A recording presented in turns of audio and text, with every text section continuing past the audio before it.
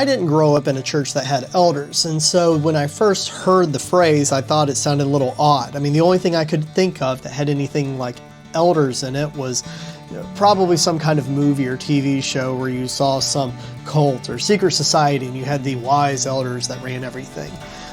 That's partially an exaggeration, but there's a shred of truth to that when you look at what an elder is in the Bible. You see, an elder is actually what is written as a presbyter in the New Testament. This is actually where you get the denomination of Presbyterian.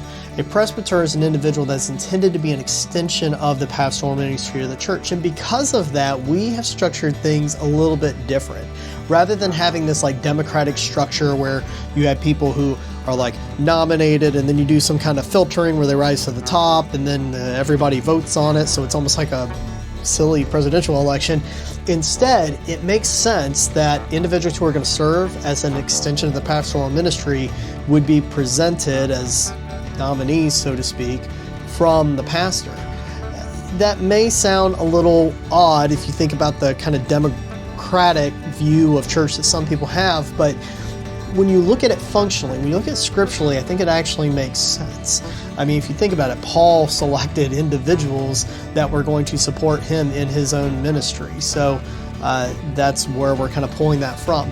But that being said, there is a check and balance in there. And the check and balance comes in play when we look at the membership's ability to affirm or to confirm the individuals that the pastor has put forth. So we have some accommodations in there for that. And that way, if there are individuals that are being brought forth by the pastor that are really just inappropriate, then there's an ability to push back on that.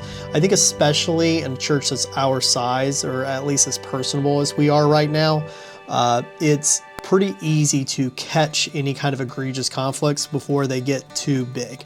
Once we're a bigger church, if that day comes, maybe we would need to revisit that in order to make certain that people are kept honest. But that's what we have right now. There is something in there about ordination. Now, right now, we haven't done any kind of elder ordination. And I'll point out that while we do have an elders team and people that we do treat functionally as elders, there's nothing in the Bible that says that you have to do a magic little ceremony in order for an individual to be considered an elder. The people on our elders team are functionally very much elders. But that being said, there is value in doing an ordination and having some kind of formal acknowledgement that these are the people that the church is kind of rallying around as that extension of the pastoral ministry. So that's something we'll want to revisit in the future. Now, I haven't really mentioned deacons. A lot of churches have deacons, and unfortunately, a lot of times deacons boards end up being like a board of executives at a company. They're the people who sit in the shadowy room in the back and make all decisions for the church. But that loses the mark. An elder, a diakonos, is intended to be an individual that's a head servant, so you're talking about people who lead events, lead ministries, people who, spearhead those opportunities to show charity and work, and those are deacons. So originally we did have some things about deacons and maybe how they would be identified and what they would do together and all that, but all that seems a little bit unnecessary, especially considering the size of our church.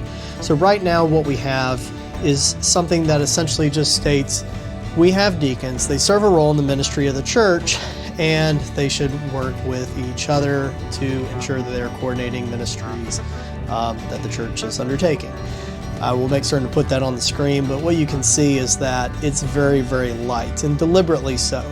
I think it's important that we acknowledge that there are scriptural roles of people in the church, while at the same time being willing to pull back and say some things need to be structured, but some things maybe it's okay to just acknowledge it's there, and it's there because it's scriptural, and we will honor it. But it's not something that we're going to sit here and put a bunch of bureaucracy on just because we can. So those are the two things I wanted to go over today, elders and deacons.